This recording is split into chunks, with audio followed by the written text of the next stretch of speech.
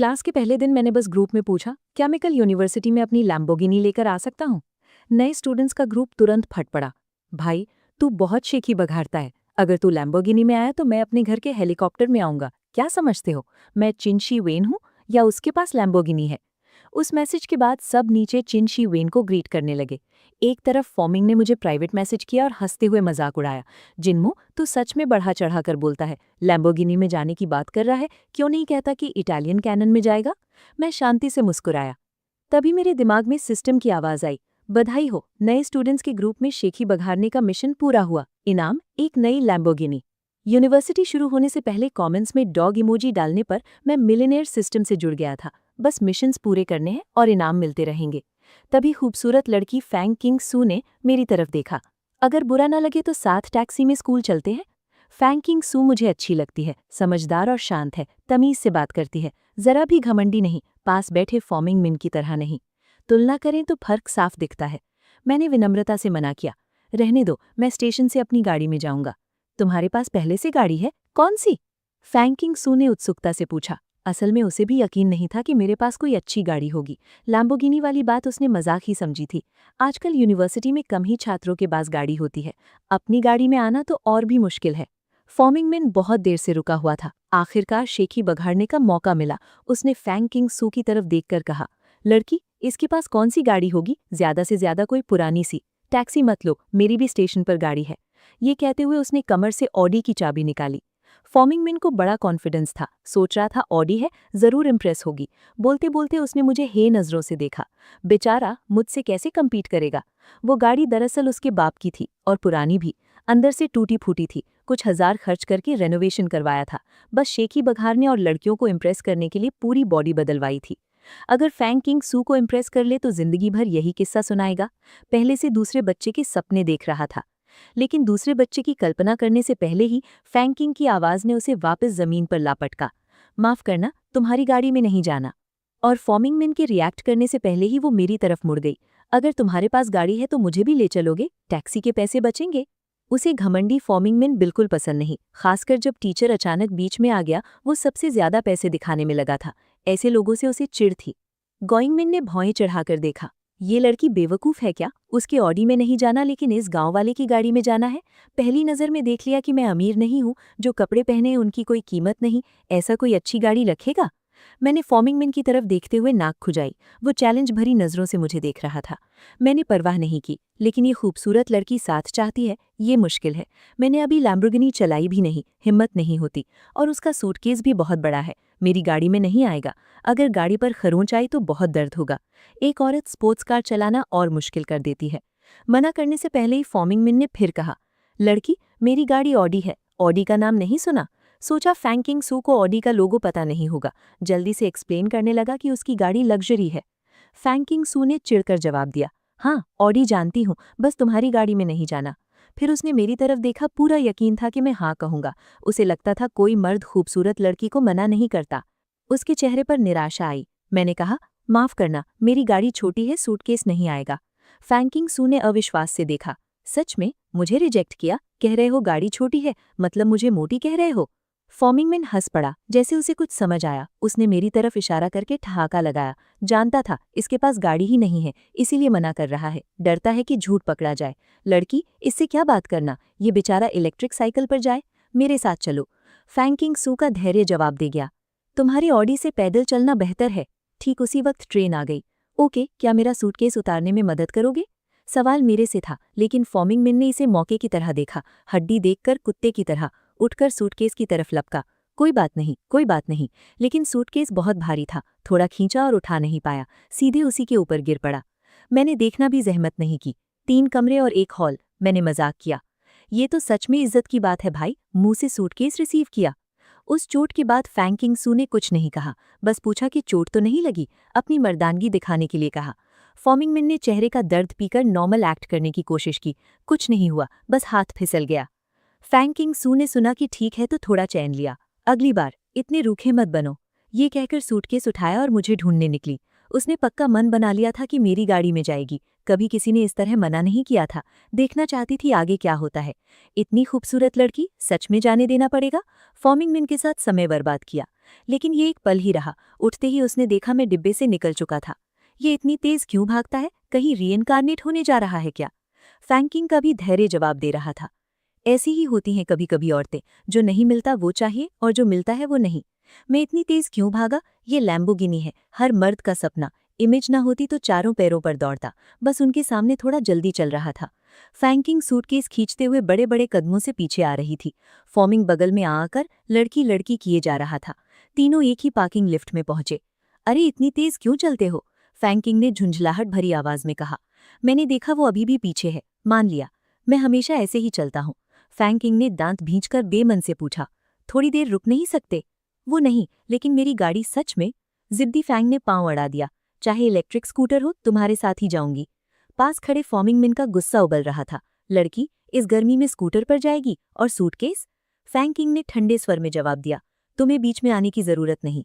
बातें करते करते लिफ्ट से बाहर निकले। फॉर्मिंग मिन ने गाड़ी की चाबी निकाली और ऑडी A4 की तरफ पॉइंट किया। ऑडी की लाइट्स झपकी। फॉर्मिंग को अपनी ऑडी पर बड़ा भरोसा था। सोच रहा था जब फैंकिंग देखेगी तो पछताएगी और गिड़गिड़ाकर उसी के साथ जाने को कहेगी। अभी अंडरग्राउंड पार्किंग में एक बेंज और एक फेटन था। उन गाड़ियों के बीच ये दोनों मेरे जैसे किसी के लिए नहीं थी। और एकदम पीछे तीखी नजरों वाली एक काली लैम्बोर्गिनी खड़ी थी। पागल भी इस गाड़ी के बारे में नहीं सोचता। अगर लैम्बो चला सकता तो बाकी सब बेकार। पूरी पार्किंग में बस 3 गाड़ियां थी और आगे सिर्फ टैक्सी जोन था। शायद टैक्सी लेंगे तब शर्मिंदा होना पड़ेगा। लड़की मेरे साथ आओ, इस बेचारे के पास गाड़ी ही नहीं है। ये कहते हुए वो अपनी गाड़ी की तरफ बढ़ा। को पायलट का दरवाजा खोलकर शाही अंदाज में इशारा किया। फैंकिंग सू बिल्कुल नहीं हिली। उस घमंडी को अब एक शब्द नहीं कहना था। एल और जेसू का भी धैर्य जवाब दे रहा था। लड़की अभी ट्रेन आई है, सब टैक्सी ले रहे हैं। अब टैक्सी मिलना मुश्किल होगा, मेरे साथ चलो। पीछे जो हो रहा था मैंने सुना और मन ही मन फॉर्मिंग मिन की तारीफ करनी पड़ी। इस बंदे की चमड़ी बहुत मोटी है। फैंकिंग सू मेरे पास पहुंची और थोड़े बेरुखे अंदाज में बोली। तुम्हारे पास सच में गाड़ी नहीं है? नहीं है, कोई बात नहीं, टैक्सी लेती हूँ तो साथ चलो। ये कहते हुए फोन निकाला टैक्सी बुक करने के लिए। भले ही ऐसे बोल रही थी, मुझे लगा उसकी नज़र में मैं थोड़ा और गिर गया। वो ग्रुप में सबसे पॉपुलर थी, कभी किसी ने मना नहीं किया था। अब मैं उससे बात नहीं करना चाहता, ये उसे चुभता है, लेकिन फिर भी उस पेस्ट की तरह चिपकने वाले से बचने के बहाने के रूप में मुझे यूज करेगी। देखा कि लड़की सच में पोलाइट है और यूनिवर्सिटी साथ जाना चाहती है। ठीक है, ले चलता हूँ, मुझे क्या जाता है। तो टैक्सी मत लो, चलो मेरी गाड़ी में बैठो। फैंकिंग ने उलझन में चारों तरफ देखा। पास कोई गाड़ी नहीं थी। हम अंडरग्राउंड पार्किंग के सबसे गहरे हिस्से में थे। बीचों बीच बस एक काली लैम्बोर्गिनी खड़ी थी। फैंकिंग को ज्यादा गाड़ियां नहीं पता थी, लेकिन लैम्बोर्गिनी और फरारी जैसी लग्जरी कार्स वो पहचान लेती थी। इनकी कीमत कई करोड़ होती है। आम घर में ऐसी गाड़ी नहीं आती। ये गाड़ी उसकी है।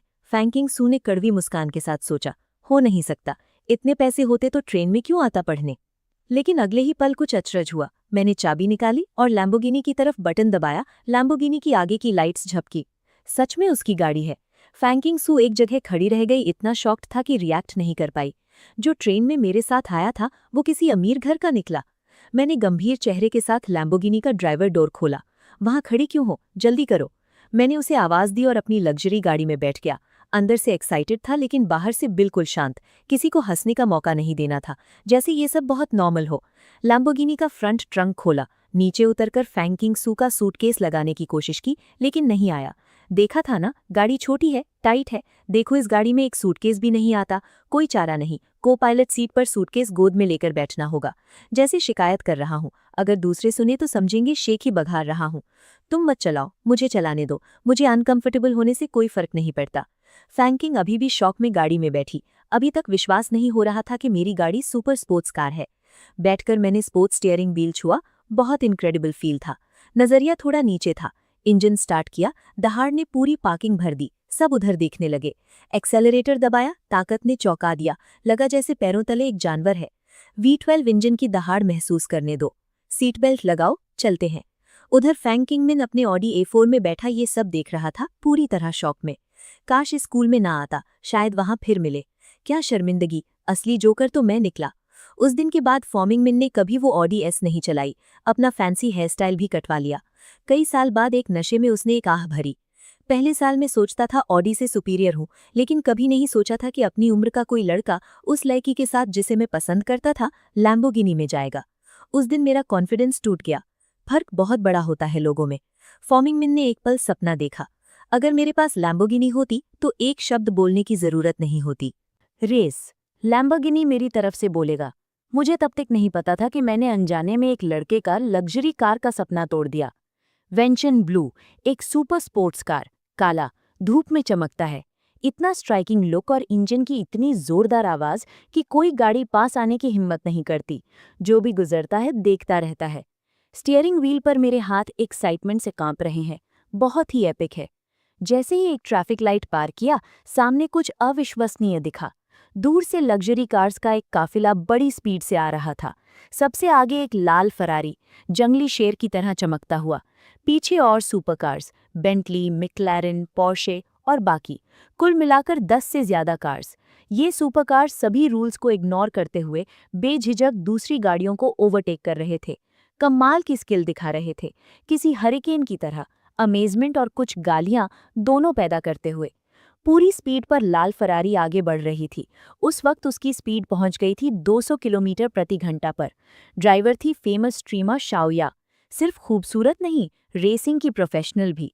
उसी पल सब एक साथ उसे देखने लगे। शाओ का चैट पहले से ही लाइव था। मैसेजेस बर्फ की तरह बरस रहे थे। कोई कह रहा था, शाओ या तो कमाल है, 200 किलोमीटर प्रति घंटा पर भी एक हाथ से स्टीयरिंग व्हील कंट्रोल कर रही है। लेकिन कुछ लोगों को शक था। तुम लोगों को क्या पता, शाओ अभी फुल टैलेंट नहीं दिखा रही, बाकियों का इंतजार कर रही है। एक और मैसेज आया, लगता है इतनी फास्ट भी नहीं जा रही। तुरंत किसी ने जवाब दिया, वाह, हमेशा हेटर्स तो होते हैं, हिम्मत है तो खुद करके दिखाओ। चैट में बहस रुक नहीं रही थी। फरारी और जिनमो का लैम्बोर्गिनी साइड बाय साइड चल रहे थे। शाओया ने खिड़की से जिनमो की तरफ देखा और गर्व से मुस्कुराई, फिर इंजन रेव करके उसे चैलेंज किया। पहले जिनमो ने रिस्पॉन्ड करना नहीं चाहा, बस कुछ रेसर्स हैं। लेकिन ठीक उसी पल सिस्टम की आवाज आई। यूजर को चैलेंज किया गया। टेम्परेरी मिशन बना, फरारी के साथ रेस करो, जीतना होगा। मिशन कंप्लीट होने पर मिलेगी एक नॉवल कंपनी, फेल होने पर पनिशमेंट, कब्ज। जिनमो जोर से शिकायत करने लगा।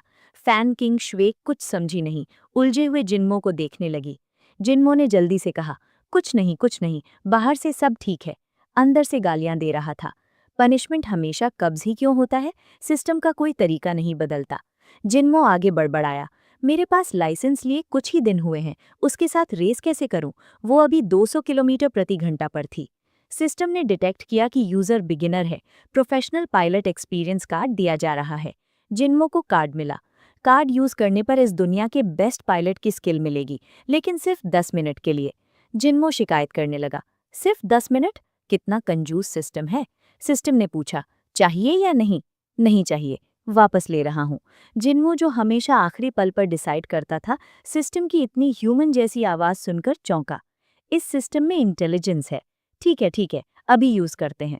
सिस्टम ऑलरेडी एक्टिव है। काउंटडाउन शुरू, 9 मिनट 58 सेकंड। ये कहते ही जिनमो को अचानक एक अजीब एनर्जी अपने अंदर दौड़ती हुई महसूस हुई। हैरानी की बात, वो लगभग उस कार के साथ एक हो गया जिसे चला रहा था। उसे चलाना अब बेहद आसान लग रहा था। हर मूवमेंट, हर गियर चेंज, इंस्टिंक्टिवली और स्मूथली। ये अजीब एहसास उसे रोमांचित कर गया। कार का हर हिस्सा उसके शरीर का हिस्सा लग रहा था, उसकी इच्छा के साथ तुरंत फॉलो करता हुआ। बहुत दूर अमेरिका में एक F1 रेस चल रही थी। F1 का लीडिंग कार लगभग 300 किलोमीटर प्रति घंटा पर था। ड्राइवर एक लेजेंड था, उसकी स्किल दुनिया में सबसे बेहतरीन। रेसिंग की दुनिया में एक मिथ। पिछले कई सालों के प्रैक्टिकली सभी ट्रॉफीज उसी के थे। उसे सब फॉर्मर चैंपियन कहते थे। ठीक उसी पल अचानक उसे लगा उसकी कार उसके साथ नहीं है। उसने कार का कंट्रोल खो दिया। उसे अविश्वसनीय डर लगा। Oh my God, oh my God, वो अंग्रेजी में डर से चिल्लाया। 300 किलोमीटर प्रति घंटा पर एक F1 कार अगर प्रोफेशनल ना चलाए तो सीधे बैरियर से टकराएगी। रेसिंग पायलट स्पेशल सूट पहनते हैं। हर सूट की कीमत लाखों डॉलर्स। सब कुछ क्रैश के बाद भी उनकी सुरक्षा के लिए। कार एक तरफ हो गई, लेकिन पायलट बच गया। थका हुआ उसने हल्की सी मुस्कान दी। यकीन नहीं हो रहा था कि बच गया, लेकिन अगले ही सेकंड उसके सामने आग की लपटें आ गईं। इधर लेजेंडरी जिनमो ने विंडो नीचे किया, शाओया की तरफ एक चैलेंजिंग नज़र डाली और जैसा शाओया ने पहले किया था वैसे ही अपने लैम्बोर्गिनी का एक्सेलरेटर कुछ बार दबाया। लाइव चैट में हलचल मच गई। ये कौन है? शाओया को चैलेंज करने की हिम्मत? देखने में यंग लग रहा है, एक नया बंदा, बेखौफ। शाओया, इसे सबक सिखाओ, समझाओ कि तुम कौन हो। बस एक अमीर बच्चा है, कार खरीदी दिखावे के लिए। लेकिन पैसेंजर सीट पर बैठी लड़की तो बहुत खूबसूरत है, लगभग शाओया जितनी। लैम्बोर्गिनी बर्बाद हो रही है इसके हाथ में, सिर्फ गर्ल्स इंप्रेस करने के लिए। अमीरों से नफरत करने वालों ने चिल्लाना शुरू किया कि शाओया जिन्मो को सबक सिखाए। शाओया ने कॉन्फिडेंट मुस्कान के साथ काउंटडाउन टाइमर देखा और जिन्मो को इशारा किया। इसी ट्रैफिक लाइट पर रेस शुरू करते हैं। जिन्मो ने चैलेंजिंग मुस्कुराहट दी, फिर चैलेंज एक्सेप्ट करने के लिए एक बार और एक्सेलरेट किया। शाओया को ज्यादा चिंता नहीं थी, वो सर्किट्स पर रेस कर चुकी है। ये अमीर बच्चा उसके सामने कहाँ ठहरेगा, बस ड्राइविंग के लिए ड्राइव करेगा। रेड लाइट का काउंटडाउन खत्म हुआ। 3, 2, 1। ग्रीन लाइट, एक लाल काली झलक, दो कार्स तीर की तरह निकल पड़ी। शाओया चौंक गई। ये परफेक्ट स्टार्ट था, क्या ये लड़का इतना अच्छा है? जो शाओया इसे सीरियस नहीं ले रही थी, वो कॉन्सेंट्रेट हुई। एक्सेलरेटर को पूरा दबाया, 150 किलोमीटर प्रति घंटा पर पहुंच गई। जिन्मो की कार को पीछे छोड़ दिया, बस टेल लाइट्स दिख रही थी।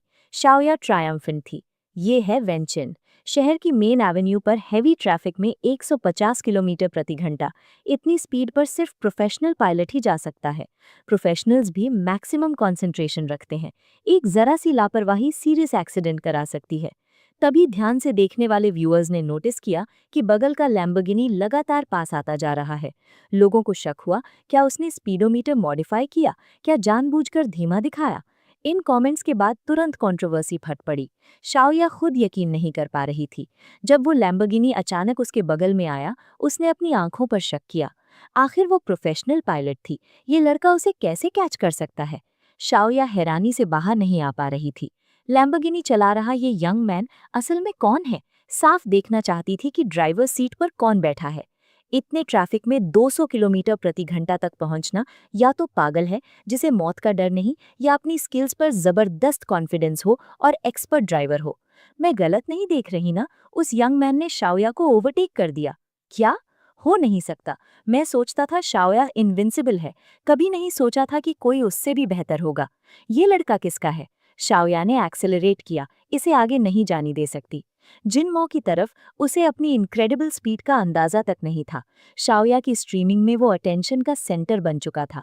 वो बस अपनी कार की लिमिट को चैलेंज करना चाहता था, इसलिए एक्सेलरेटर को पूरा दबाता रहा। जिन्मो का लैम्बोर्गिनी फरारी के पीछे से बिजली की तरह निकला, तुरंत उसके बगल आ गया। ये देखकर शाओया चुपचाप सीरियस हो गई, दांत पीसे, एक्सेलरेटर पूरा दबाया। वो प्रोफेशनली टेक्निक में हारना नहीं चाहती थी। एक पल में फरारी का इंजन किसी गुस्सैल जानवर की तरह दहाड़ा। स्पीड अचानक 240 किलोमीटर प्रति घंटा हो गई। लेकिन इस स्पीड पर हमेशा अलर्ट रहना होता है। आगे की कार्स पर नजर रखनी होती है। एक जरा सी गलती, सीरियस एक्सीडेंट।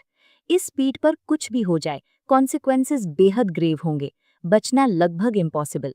याद रहे, एक नॉर्मल फैमिली कार के लिए 240 किलोमीटर प्रति घंटा पहले से ही मैक्सिमम लिमिट है। बहुत से लोग कार खरीदने से लेकर बेचने तक कभी ऐसी स्पीड फील नहीं करते। जिन्मो ने बिना हिचकिचाए एक्सेलरेटर पूरा दबाया। उसका लैम्बोर्गिनी तीर की तरह निकला। स्पीडोमीटर की सुई 240 पार कर गई।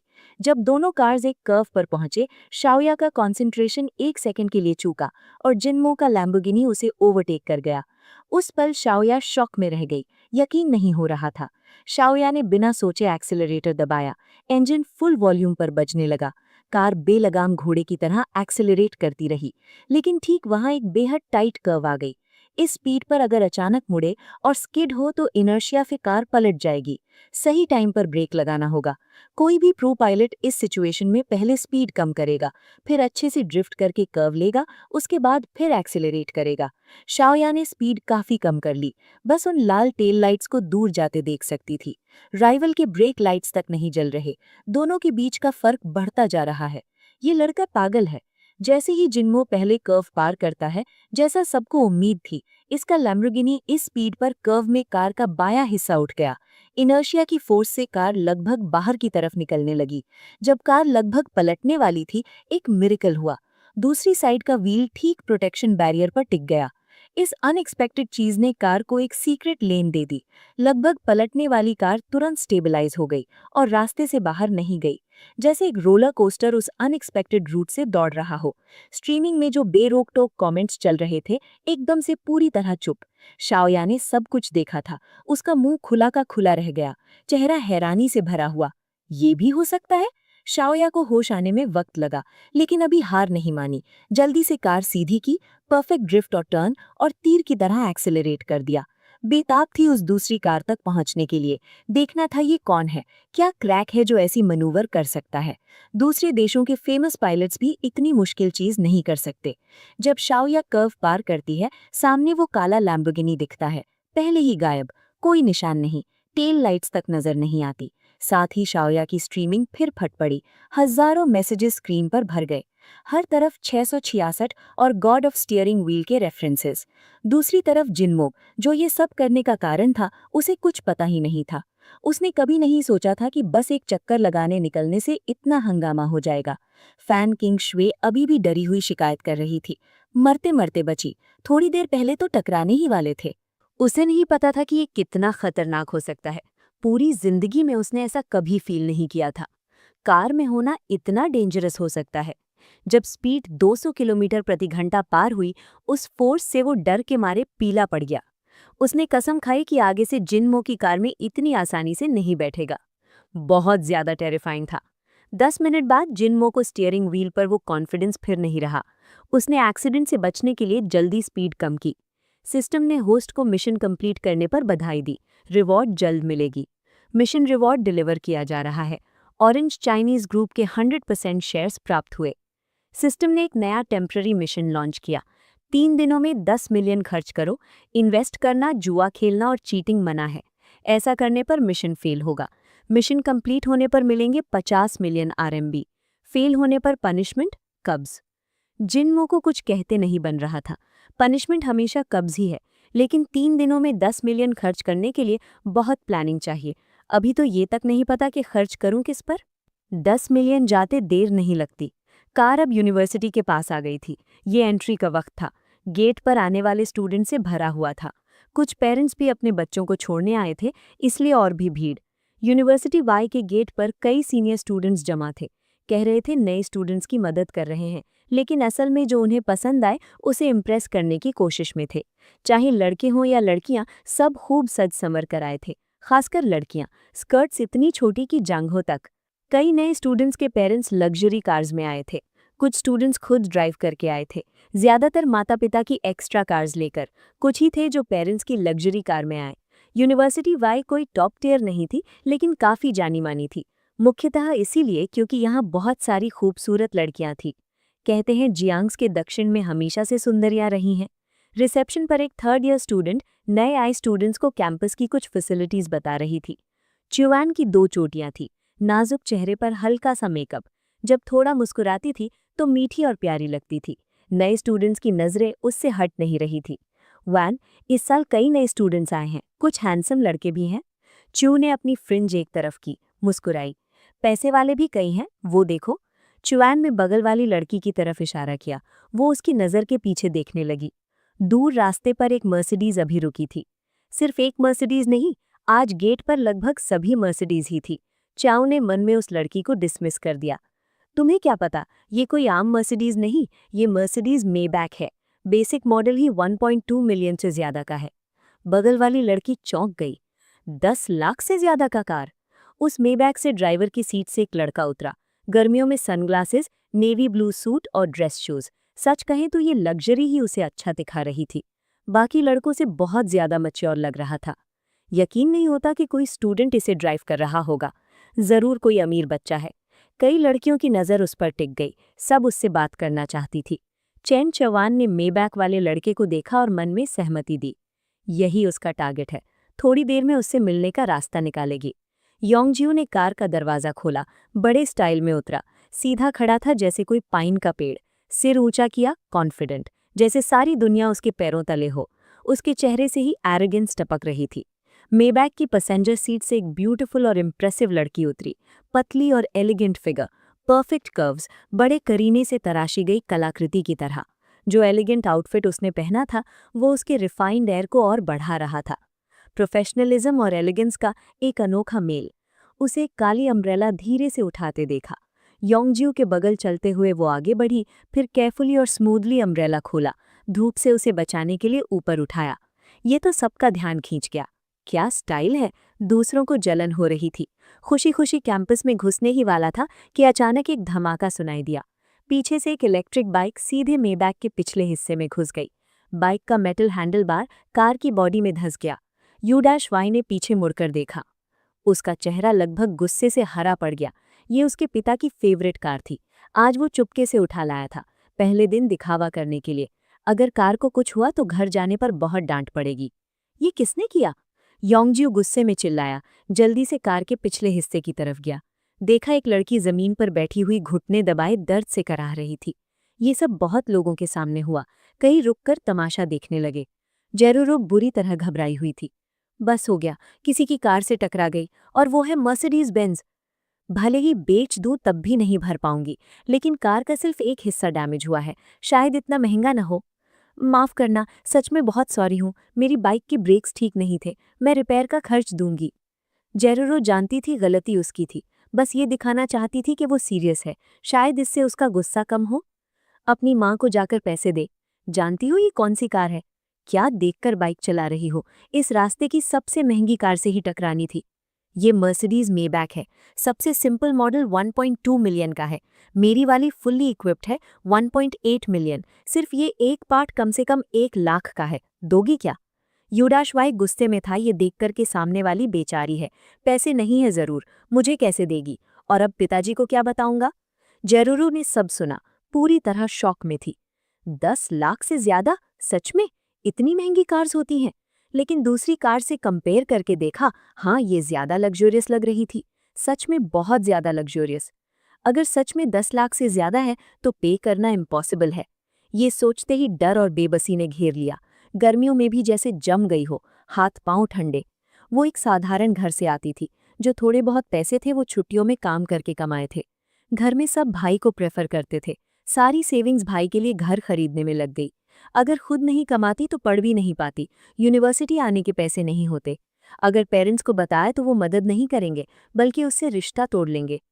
1 लाख या उससे ज्यादा मेरे पास नहीं है, उधार रहने दो, बाद में दे दूंगी। ये सुनते ही न्यू योंगजू समझ गया कि लड़की आज पैसे नहीं दे सकती। डांट तो पक्की थी, लेकिन खाली हाथ नहीं जाना था। पास से देखा तो लड़की काफी खूबसूरत थी। अगर इसे अपनी गर्लफ्रेंड बना ले, यहाँ तक कि रातें साथ बिताने का मौका मिले, बुरा नहीं होगा। बस कह दो और हो गया। कैसे पता चलेगा कि तुम पे करोगी? आसपास खड़े कुछ लोगों को योंगजियो का एक लड़की को इंटिमिडेट करना पसंद नहीं आया। एक बाप बोला, बेटे बस भी करो, सिर्फ एक हिस्सा डैमेज हुआ है, इस लड़की को और मत परेशान करो। ये सुनकर न्यू योंगजू और भी गुस्से में आ गया। पहले से बुरे मूड में था और निकालने की जगह नहीं मिल रही थी। तुम्हें क्या पता, मेरी कार टकराई और पेमेंट नहीं देनी चाहिए? इतना हेल्प करना है तो खुद पे करो। जब बात अपनी नहीं होती तो बोलना आसान है। जिसने बोला था उसने जवाब सुनकर चुप रहना बेहतर समझा, लेकिन कई लोगों ने उसे बुरी नज़र से देखा। देखो, सिचुएशन ये है, तुम्हें रिपेयर का पैसा देना है लेकिन अभी नहीं है, तो एक IOU लिखो और साइन करो, फिर मैं तुम्हें नहीं परेशान करूंगा। योंगजू को एक्चुअली लगता नहीं था कि लड़की पे करेगी। वो IOU का यूज करके उसे गर्लफ्रेंड बनने पर मजबूर करना चाहता था। यही उसकी असली चाहत थी। अगर सच में पे कर दे तो भी लॉस नहीं। U-Y ने योंगजू का प्लान चतुर समझा। ये सोचते हुए लिू योंगजू ने सामने की लड़की को ऊपर से नीचे तक देखा। लड़की सिंपल थी, थोड़ी ओल्ड फैशन भी, लेकिन एक खास एलिगेंस थी। एक नाजुक मीठा सा एयर, जैसे साउथ इंडियन लड़कियां होती हैं। हमेशा सिर झुकाए माफी मांग रही थी, इसलिए योंगजू ठीक से देख नहीं पाया। लेकिन थोड़ी देर पहले जब उसने थोड़ा सिर उठाया, योंगजू उसका चेहरा देख पाया। कितना खूबसूरत चेहरा है। ओवल फेस, भौहें विलो लीफ की तरह कर्व्ड, सच में एक खास चार्म था। तो कितना देना होगा? न्यू योंगजू ने बहाने बनाने शुरू किए।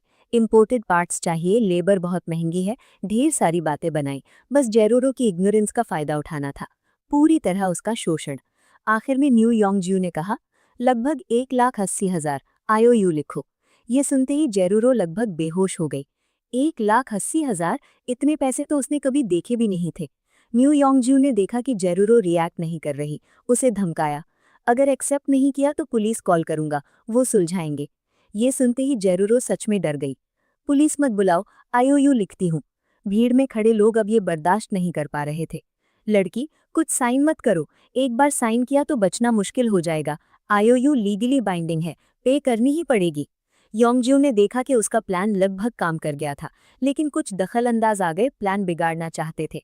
ये उसे मंजूर नहीं था। चुप रहो सब, बड़े अच्छे बनने की जरूरत नहीं। कार तुम्हारी नहीं थी, पहले भी नहीं थी। इतना हेल्प करना है तो पे करो। जेरूरो बेवकूफ नहीं थी, जानती थी अगर आईओयू साइन किया तो निकलने का रास्ता नहीं रहेगा। घर पर आकर पैसे मांगेंगे, फंस जाएगी। लेकिन साइन नहीं किया तो दूसरा पक्ष उसे छोड़ेगा नहीं। अब क्या करूं? येरूरो रो रही थी, आंसू रोके नहीं रुक रहे थे। तभी दूर से एक काला सुपरकार तेजी से आता दिखा, चमकता हुआ डिजाइन और इंजन की दहाड़। कार्स नहीं जानने वाले भी समझ गए ये कार जरूर बेहद महंगी होगी। देखने वालों की नजर उस सुपरकार पर टिक गई। कई लड़कों की आंखों में जलन साफ दिख रही थी। लैम्बोर्गिनी अवेंटाडोर, दुनिया की सबसे महंगी कार्स में से एक। U-Y भी इस कार की तरफ खिंचा, क्योंकि यही तो उसका हमेशा का सपना था। मेबैक जैसी क्लासिक कार देखकर भी कौन सुपरकार की तरफ नहीं देखेगा। बहुत से लोग पहचान तक नहीं पाते। जो सच में अमीर होते हैं वो लैम्बोर्गिनी, फरारी, मैक्लारन चलाते हैं। उसके लिए तो ये अभी भी नामुमकिन लगता था। लैम्बोर्गिनी भीड़ के सामने धीरे धीरे आगे बढ़ा, स्पीड कम की, फिर सड़क पर स्लोली चलने लगा। वाह, लैम्बोर्गिनी अवेंटाडोर, मैं क्या देख रहा हूँ? ये तो 3 अपार्टमेंट्स पर चलता है, लगता है लेटेस्ट मॉडल है। सिर्फ शैसी 9 मिलियन से ज्यादा का होगा और स्टैंडर्ड वर्जन नहीं लगता, तो 10 मिलियन तक ना भी पहुंचे उसके करीब जरूर है। हे भगवान, अगर मेरे पास होता तो बाहर ही नहीं निकालता। देखो, ये इतनी आसानी से बाहर ले आया। जिन्मो ने देखा कि सड़क के दोनों तरफ भीड़ है, पार्किंग की जगह नहीं मिल रही। एक मेबैक दिखी, ठीक उसके पीछे एक जगह खाली थी। किसी सुपरकार के पास सिर्फ दूसरी सुपरकार्स ही रुकती हैं, बाकी कोई हिम्मत नहीं करता। जरा सा छू जाओ तो डैमेज पे नहीं कर सकते। तो जिन्मो ने अपनी कार मेबैक के पीछे मूव की। लेकिन पीछे 2 लोग खड़े क्यों हैं? वो जगह घेरे हुए हैं। जिन्मो ने विंडो नीचे की और सिर निकालकर चिल्लाया, थोड़ा हट सकते हो, कार पार्क करनी है। ये सुनकर यूयोंगो को मना करने का मौका नहीं मिला, किनारे हटना पड़ा। येरमोरू ने लैम्बोर्गिनी देखी, पुराने एक्सपीरियंस की याद आई। मेबैक से टकरा चुकी हूँ, इससे महंगी कार से नहीं टकरा सकती। जल्दी से अपना स्कूटर लेकर हट गई। जिन्मो ने ब्रेक लगाया, दोनों हट गए और लैम्बोर्गिनी एक तरफ पार्क हो गई। पायलट और को पायलट दोनों डोर्स सिजर स्टाइल में धीरे धीरे खुली। जिन्मो और फैनक्यूंग कार से उतरे, लेकिन फैनक्यूंग थोड़ी जल्दी में थी, बाहें भरी थीं, सूटकेस लेकर उतर रही थी। ये देखकर सबकी आंखों में जलन आ गई। यही है अमीर लड़का, देखो बगल में लड़की कैसी है, स्कूल की क्वीन लेवल, इतनी एलिगेंट, यहाँ की बाकी लड़कियों जैसी नहीं, जैसे किसी और ही कैटेगरी की हो। जिन्मो ने नोटिस किया कि जो 2 लोग पार्किंग स्पेस में थे उनके बीच टेंशन है, लेकिन वो दूसरों के मामलों में दखल देने वाला नहीं था। जैसे कुछ देखा ही नहीं, स्कूल की तरफ चल दिया। जैसे ही जिन्मो और फैनक्यूमन के पास से गुजरे, उसके दिमाग में सिस्टम की आवाज आई, temporary task activate, daily good deed, लड़की को खतरे से निकालो, reward driving skill level 2, permanent task, fail होने पर कोई पनिशमेंट नहीं। जिन्मो जो आगे बढ़ने वाला था रुक गया। ये ड्राइविंग स्किल पहले भी यूज कर चुका हूँ, सच में कमाल की थी। अभी ड्राइव करना कितना एंजॉयबल था, और ये परमानेंट है। सिस्टम कभी रीजन नहीं बताता, लेकिन ये ड्राइविंग स्किल मेरी होनी ही चाहिए। जिन्मो 2 कदम पीछे आया। बताओ क्या हुआ? यूयोंग चाहता था कि ये अमीर लड़का चला जाए, ताकि वो येरुओरू को आईओयू के लिए दबा सके, लेकिन जिन्मो वापस आ गया। आसपास क्यूरियस लोग थे, वो पहले से ही यूयोंग का कमजोर पर रौब दिखाना बर्दाश्त नहीं कर पा रहे थे। पैसों से कमजोर पर धौंस जमाते हो, अब कोई और अमीर मिल गया तो उसमें भी घुसना है। सब आ गया है, सबने यूयोंग को उसकी करनी के लिए घेर लिया। ये सुनते ही जिन्मो को सिचुएशन समझ आ गई। डेली गुड डीड, बस इस लड़की की मदद करनी है, पैसे पे करके। वैसे भी एक मिशन है, 3 दिनों में 10 मिलियन खर्च करने हैं, ये भी खर्च में काउंट होगा। रुको सिस्टम, अगर उसके लिए पे करूं तो मिशन में काउंट होगा? सिस्टम ने कहा, नहीं होगा, ये गिफ्ट होगा, खुद पर खर्च नहीं। जिन्मो ने मन में झुंझलाया, इतने रूल्स, अगर पे नहीं कर सकता तो मदद कैसे करूं? वो सोचने लगा, लड़की की प्रॉब्लम सॉल्व करनी है और मिशन भी पूरा करना है, एक साथ। इधर जिन्मो सोच ही रहा था कि येरुओरू कांपते हुए बोली, पुलिस बुला लो, आईओयू नहीं लिख सकती। यूयोंग गुस्से में हंसा, एक ठंडी हुंकार भरी, कार से पेपर और पेन निकाला, तो लिखो। ये कहते हुए उसने जिन्मो को हिकारत से देखा। इस आदमी ने मेरा सीन चुरा लिया, कितना इरिटेटिंग है। येरुओरू कांपते हुए पेपर और पेन पकड़ने लगी आईओयू लिखने के लिए। जिन्मो ने उसका हाथ रोका। रुको। येरुओरू ने हैरानी से देखा, बगल में खड़े आदमी को कंफ्यूज नजरों से देखा। वो चारों तरफ कुछ ढूंढता दिख रहा था। यूयोंगयू ने सोचा कि उसका प्लान पूरा होने वाला है, लेकिन ये अचानक कहाँ से आ गया? क्या कर रहे हो? तुम भी दखल दोगे, नोजी स्ट्रेंजर? यूयोंगयू थोड़ा नर्वस होकर बोला, क्योंकि जिसके पास वो कार है उसके घर का रुतबा जरूर होगा। जिन्मो ने परवाह नहीं की। अचानक उसे कुछ दिखा। पास में एक काम करने वाला था, पाइप ठीक कर रहा था। जल्दी से उसकी तरफ दौड़ा। सबने क्यूरियोसिटी से देखा। उस वर्कर से कुछ कहा, नहीं पता क्या, और उसे पैसों का एक बंडल दे दिया। वर्कर खुश होकर एक बड़ा हैमर दे दिया। जिन्मो ने हैमर लिया और वापस दौड़ा। यूयोंगयू ने ये सीन देखा और डर के मारे पीछे हट गया। क्या करने वाले हो? पैसे दिखाकर लोगों को इंटिमिडेट करोगे? चाहो तो पुलिस बुला सकता हूँ, प्रॉपर्टी डैमेज का केस करूंगा। यूयोंगयू डर गया था कि हैमर से मारेगा, लेकिन नहीं, निशाना वो नहीं लग रहा था। जिन्मो यूयोंगयू की कार की तरफ बढ़ा, उत्साहित लग रहा था। ये पागल है क्या? यूयोंगयू अभी समझ ही रहा था कि क्या होने वाला है। जिन्मो कार के पास पहुंचा और विंडशील्ड पर एक जोरदार हैमर मारा। धड़ाम। इतना सिंपल। लोगों के रिएक्ट करने से पहले जिन्मो कार पर चढ़ गया, हैमर लेकर तोड़ना शुरू कर दिया। यूयोंगयू को देखकर दर्द हो रहा था। ये उसके पिता की फेवरेट कार थी, उन्हें इसे खरीदने में सालों लगे, हमेशा बड़े ध्यान से चलाते हैं, और अब ये किसी जंग में गई कार जैसी लग रही थी। फ्रंट विंडशील्ड पूरी तरह स्पाइडर वेब की तरह टूट गई, बॉनेट पर गड्ढे ही गड्ढे। रुको! यूयोंगयू पैनिक में जिन्मो को रोकने दौड़ा, पूरी तरह डेस्परेट। जिन्मो ने देखा कि काफी हो गया, कार से कूद गया। अरे, गलती से हो गया, हाथ फिसल गया और तुम्हारी कार टकरा गई, बताओ कितना दूं? जिन्मो ने पश्चाताप का एक्सप्रेशन बनाया। देखने में एक्सीडेंट लग रहा था, लेकिन सभी जानते थे पूरी तरह जानबूझकर। यूयोंगयू चिल्लाया, मुझे बेवकूफ समझते हो? साफ देख रहा हूं जानबूझकर किया। जिन्मो ने कंधे उचकाए और हैमर जमीन पर फेंक दिया। सच में एक्सीडेंट था, अगर यकीन नहीं तो मैं क्या करूं? तुम देख लेना, पुलिस बुलाता हूं, प्रॉपर्टी डैमेज का केस करूंगा। यूयोंगयू गुस्से से लाल था, चेहरा तक लाल हो गया।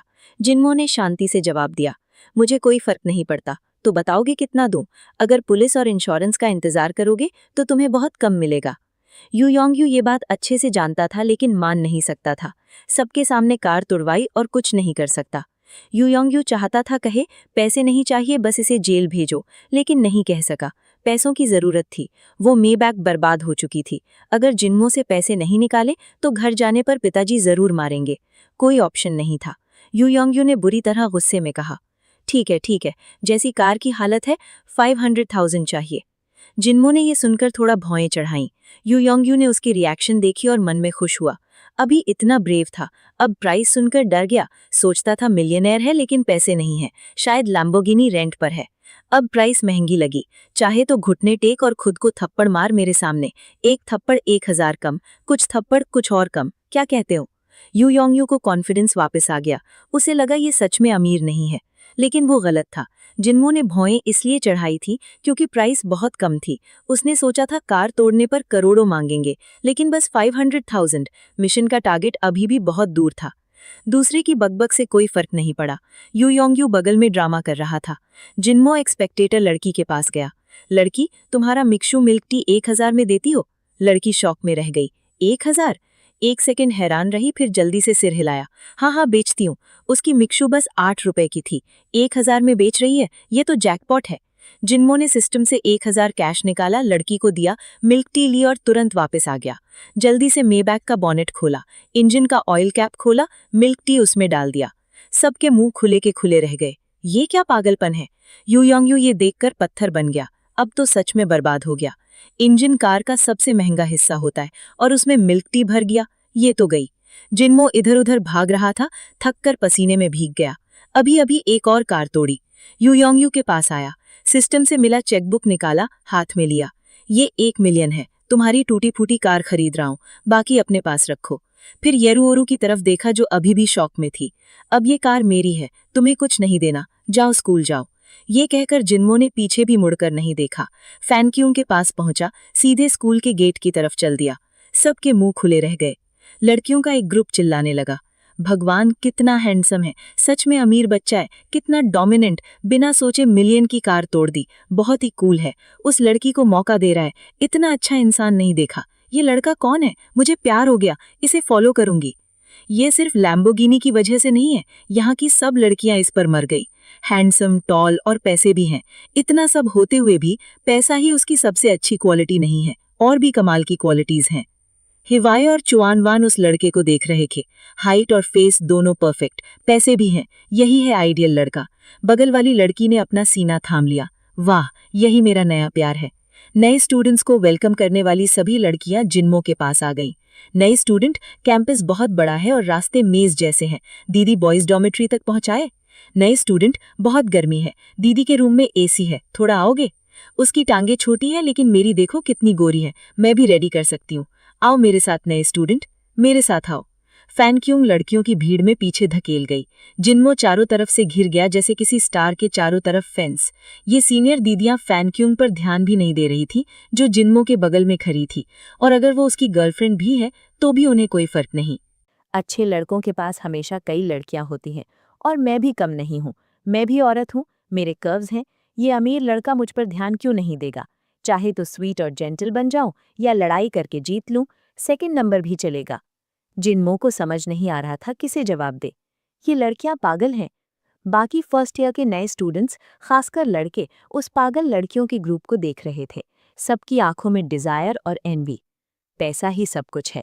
योंगू ने चेक जल्दी से पॉकेट में ठूस लिया, एक अनफ्रेंडली नजर डाली। जेरुरू, देख लेना। फिर जिन्मो की तरफ देखा, लगभग पागल होने की कगार पर था। ये टेंशन उसके लिए होनी चाहिए थी। ये जिन्मो कहाँ से टपक पड़ा?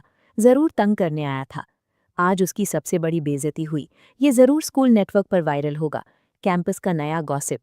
और वो ऑब्वियसली इस कहानी का बेवकूफ किरदार, बस ताकि जिन्मो और ज्यादा कूल और मिलियनेयर लगे। अब इस स्कूल में रहने का दिल नहीं करता। स्कूल चेंज कर सकता हूँ। न कंपनी वापस मिली, न पैसे, न इज्जत, न हाइट, हर चीज में हार गया। कार भी। उसकी कार मेरी 10 कारों के बराबर है, कोई मुकाबला नहीं। यंगू जल्दी से टैक्सी में बैठकर चला गया। मेबैग बर्बाद हो चुकी थी और जिन्मो का पैसा एक्सेप्ट कर लिया तो अब वो उसकी कार भी नहीं। बस घर जाकर पिताजी की डांट सुनना बाकी है। जरूर जिन्मो को थैंक करना चाहती थी, लेकिन उसे इतने लोगों से घिरा देखकर पास भी नहीं जा पाई। ये एहसान दिल में रख लिया, याद रखेगी, कभी नहीं भूलेगी। उस आदमी ने उसके लिए 1 मिलियन खर्च कर दिया, अभी तक रियल नहीं लग रहा। जिन्मो इस वक्त बहुत ओवरवेल्म था। इतना पॉपुलर होना उसे पसंद नहीं, सच में लो प्रोफाइल रहना चाहता था, लेकिन सिस्टम हमेशा उसे हाईलाइट करवा देता था। लड़कियों से घिरा, निकल भी नहीं सकता। सुनो, अपना वीचैट दोगे? कुछ काम हो तो दीदी को याद करना। मैं भी हूँ, और मैं। सीनियर दीदियों को समझ आ गया कि जिन्मो को अभी नहीं ले जा सकती, लॉन्ग टर्म स्ट्रैटेजी बनाने लगी। पहले कांटेक्ट लेना होगा। जिन्मो को समझ आया, कांटेक्ट नहीं दिया तो शायद जाने नहीं देंगी। कोई ऑप्शन नहीं। अपना वीचैट क्यूआर कोड दिखाया। दर्जनों लड़कियां स्कैन करने लगी, एक के बाद एक। कुछ ने तो अपनी बेस्ट फ्रेंड्स को भी फोटो भेज दी। एक बार कांटेक्ट मिल गया, सब अलग अलग हो गईं, अलग अलग स्ट्रैटेजी सोचने लगी। हर कोई अपना टैलेंट दिखाना चाहती थी। जिन्मो के साथ हो रहे इस ट्रीटमेंट को देखकर वहां खड़े लड़के सामूहिक रूप से स्पीचलेस हो गए। कितनी जलन, कितना गुस्सा। 18 साल की उम्र में लैम्बोर्गिनी लेकर स्कूल आए। हम तो बस एक साधारण कार मिल जाए उसी में खुश हैं। नॉर्मल स्टूडेंट्स तो इलेक्ट्रिक बाइक या बस में आते हैं, टैक्सी लेना हो तो डिस्टेंस कैलकुलेट करते हैं। उस पल सबको साफ दिखा, लोगों के बीच का फर्क कॉपी नहीं किया जा सकता। फैनक्यूंग ने देखा कि जिन्मो के आसपास की लड़कियां आखिरकार हट गईं। राहत की हंसी आई, पास आई। वाह, तुम तो बहुत पॉपुलर हो। जिन्मो ने आह भरी। क्या करूं, हैंडसम हो तो लड़कियां खुद आती हैं। सच में लो प्रोफाइल रहना चाहता हूं। फैनक्यूंग को कुछ नहीं सूझा। ये नहीं सोचा था कि वो लड़कियां इतनी ऑब्वियस होंगी। सब तुम्हारी लैम्बोर्गिनी की वजह से है, लुक से कोई लेना देना नहीं। फैनक्यूंग ने टॉपिक चेंज किया। स्कूल तक लाने के लिए शुक्रिया। आज रात टाइम हो तो कैफेटेरिया में डिनर पर इनवाइट करती हूँ, अगर बुरा ना लगे। पहली बार किसी लड़के को खाने पर इनवाइट कर रही थी। कोई और होता तो सोचना भी ना पड़ता, जरूर हाँ कहता। आमतौर पर दूसरे उसे इनवाइट करते हैं, वो ज्यादातर मना करती है। लेकिन जिन्मो बहुत ज्यादा पॉपुलर है। उसके लेवल के किसी के साथ कैफेटेरिया में जाना उसके लिए कोई बड़ी बात नहीं होगी। लेकिन जिन्मो ऐसा नहीं सोचता, वो बस लो प्रोफाइल रहना चाहता है। कैफेटेरिया में जाना कोई बड़ी बात नहीं। ठीक है, वीचैट पर मैसेज करना, बताओ कब खाना है। फैनक्यूंग ने ये सुना और मन में राहत की सांस ली, दिल में थोड़ी खुशी आई। जब जिन्मो और फैनक्यूंग निकले, क्यूरियस लोगों ने रिएक्ट किया। यही सच्चा यंग मास्टर है। देखो स्टाइल और प्रेजेंस। उस नकली यंग मास्टर से बात भी नहीं की, बस कंप्लीटली इग्नोर कर दिया। कोई कंपैरिजन नहीं। ये साफ एलीट क्लास का है, बिल्कुल अलग लेवल। वो बस नया नया अमीर था, मेबैक लेकर दिखावा कर रहा था। शर्म की बात है। अच्छा हुआ यंगू पहले चला गया। इतने लोगों की क्रिटिसिज्म सुनता तो हार्ट अटैक हो जाता। डिंग, बधाई हो, mission complete. Reward, professional pilot skill, system permanent. इस बार परमानेंट क्यों? क्योंकि वापस करना चाहा था, लेकिन वो इंसान नहीं मिला। जिन्मो को पूरी तरह समझ नहीं आया। क्या मतलब क्या है वापस करने का? उस इंसान के जाने से पहले ये उधार लिया गया था। सिस्टम ने डिटेक्ट किया कि यूजर ने स्कूल एंटर किया। Initial achievement complete. Reward, complete boxer technique, trial card एक बार के लिए। करिश्मा इंक्रीज, रिवॉर्ड्स डिलीवर किए जा रहे हैं। सिस्टम फुली एक्टिवेट होगा, तुम्हें यूनिवर्स के सबसे हैंडसम और अमीर इंसान बनाएगा। मेंटली तैयार रहो। अब टेम्परेरी मिशंस आ रहे हैं।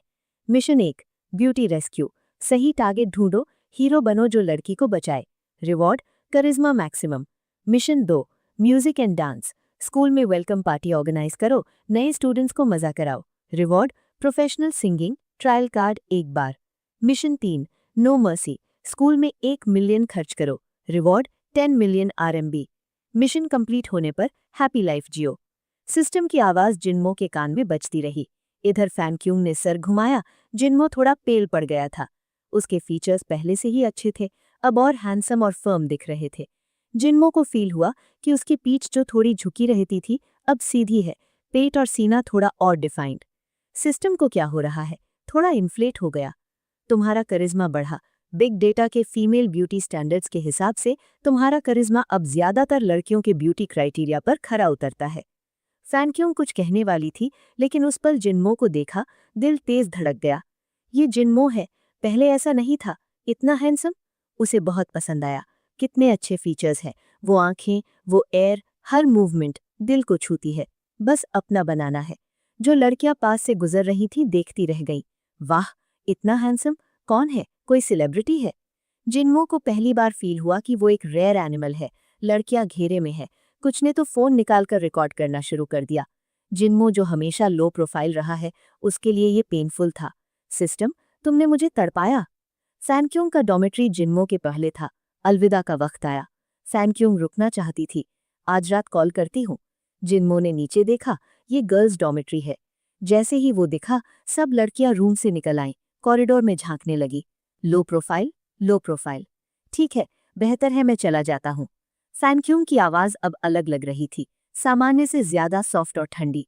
कुछ काम हो तो मैसेज करना, ये कहकर जिन्मो को जाते हुए देखती रही। जिन्मो वहां से उड़ गया जैसे। डर लगता है, औरतें सच में टेरिफाइंग है। फोमेंगमिन अपनी ऑडी A4L लेकर स्कूल के दूसरे गेट पर पार्क किया। ये गेट सिर्फ सीनियर स्टूडेंट्स जानते थे, इसलिए ज्यादा लोग नहीं थे। उसने अपना एरोगेंट एटीट्यूड समेट लिया। हमेशा कोई ना कोई बड़ा होता है। इस पुरानी ऑडी को आगे मत लाना, बेइज्जती होगी। सिंपल रहना बेहतर है। एक इलेक्ट्रिक बाइक ले लूंगा। बॉयज डॉमेट्री पहुंचा। पूरे रास्ते वरिड रहा। डर था कि उस इंसान से मिलना ना हो जाए। अगर देखा तो ह्यूमिलिएटिंग होगा, बुरी यादें वापस आएंगी। बस यही होप कि अगले 4 यूनिवर्सिटी साल में वो इंसान न मिले, कभी न मिले। डॉमेट्री में पहुंचकर आखिरकार थोड़ा चैन आया। लगता है आज नहीं मिलेगा। पते करना होगा कि उसका डॉमेट्री कौन सा है, तो उससे बचा जा सके। जब तक वो मुझे भूल न जाए, तब तक मैं सामने नहीं जाऊंगा, वरना फिर हंसाऊंगा। फोमिंगमिन डॉमेट्री में पहुंचा। देखा कि पहले आया था। बिस्तर और कंबल पहले लगा लेता हूँ, आगे से हम्बल रहना है। शायद बाल फिर से डाई करूं। बिस्तर लगा रहा था, तभी डॉमेट्री का दरवाजा खुला। कोई नया रूममेट होगा, हेलो करना चाहिए। नमस्ते रूममेट। फोमिंगमिन ने पीछे मुड़कर देखा। एक पहचानी शक्ल। लैम्बोर्गिनी वाला लड़का नहीं? फोमिंगमिन शॉक में रह गया। ये मेरे डॉमेट्री में क्यों है? अचानक एक ख्याल आया, अगर ये मेरा रूममेट निकला तो? माँ, स्कूल चेंज करना है। जिन्मो ने लाल बालों को देखा। याद आया, ऑडी वाला मही था। काफी जल्दी आ गया, मुझसे पहले भी पहुंच गया। फोमिंगमिन में कड़वी हंसी के साथ थूक निकली। भाई, ये कहना बंद करोगे? लैम्बोर्गिनी में आकर हम्बल बनने का नाटक सच में ठीक है। जिन्मो ने लापरवाही से जवाब दिया। मुझे कोई प्रॉब्लम नहीं। फोमिंगमिन को कुछ याद आया। न्यू स्टूडेंट्स के ग्रुप में 1 लाख गिफ्ट करने वाला भी तुम ही थे? अब सब क्लियर हो गया। स्कूल में बहुत कम लोग हैं जो न्यू स्टूडेंट्स के ग्रुप में 1 लाख गिफ्ट कर सके। जब जिन्हो से मिला तभी किसी ने ग्रुप में 1 लाख गिफ्ट दिए। वो मिलियन की कार में आया, जाहिर है वही था। जिन्हो ने बेफिक्री से माना। सच में 1 मिलियन देना चाहता था, लेकिन ग्रुप में मैक्सिमम 1 लाख ही सेंड होते हैं। तुम्हारे पास मेरा वीचैट नहीं है, ग्रुप में मेरी फोटो पर क्लिक करते तो पहचान लेते। फोमिंगमिन लगभग घुटनों पर आ गया। उसका पूरा ध्यान सैनक्यूंग पर था। भला दूसरी लड़कियों पर नजर कहाँ जाती, इसीलिए गलती हो गई। भाई प्लीज मुझे अपना फॉलोअर बना लो। जिनमो ने देखा कि ये बंदा समझदार है और तुरंत उठाने में मदद की। अब ऐसा मत करो, अब हम रूममेट्स हैं। फ्यूमिंगमिंग रोने ही वाला था। ये बंदा तो काम का है, मेरी सारी बेइज्जतियां इसके पास है। इस स्कूल में नहीं रह सकता। अगर फॉलोअर नहीं बनाया तो उठूंगा नहीं।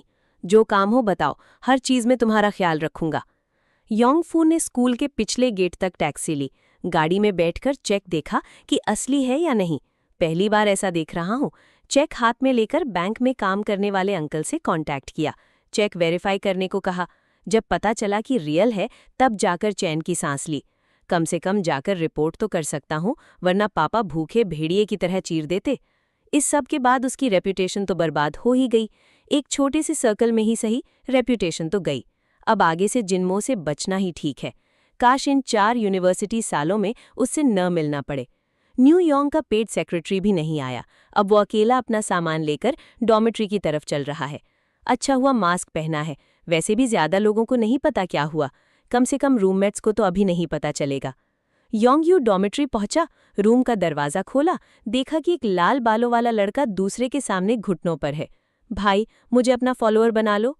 योंगयू ने सुना और मन में गाली दी। कैसा बेशरम बंदा है, अंदर आते ही फॉलोअर बनना चाहता है। पूरी मर्दानगी गवा दी। सामने वाले की जानी पहचानी शक्ल देखकर यू योंग हू भी घुटनों पर आ गया। एक पल के लिए हवा जम गई, जैसे वक्त रुक गया हो। भाई मुझे अपना फॉलोअर बनाओ। वाह क्या किस्मत है, जिससे जितना बचना चाहो उससे उतना ही टकराव होता है। योंगयू और फ्यूमिंगमिंग दोनों सोच रहे थे, ये दोनों अच्छे नहीं हैं। पहले दोनों ने गलत हरकतें की और सीधे जिन्मो से टकरा गए। जब नाटक किया तो जिन्मो ने बैकग्राउंड में छोड़ दिया। भाई तुम जिन्मो हो ना, स्कूल एंट्रेंस वाली बात पर? सच में मैंने ठीक नहीं किया, बिल्कुल ठीक नहीं किया। यहाँ 4 साल साथ रहना है, बेहतर है उस बात को आगे न बढ़ाएं। योंगयू उदास चेहरा बनाता है। पहला साल अभी शुरू ही हुआ है। फ्यूमिंगमिंग को कुछ कुछ समझ आया, तो दूसरे रूममेट का भी कुछ राज जिन्मो के हाथ में है, इसीलिए इतना डरता है। समझ गया।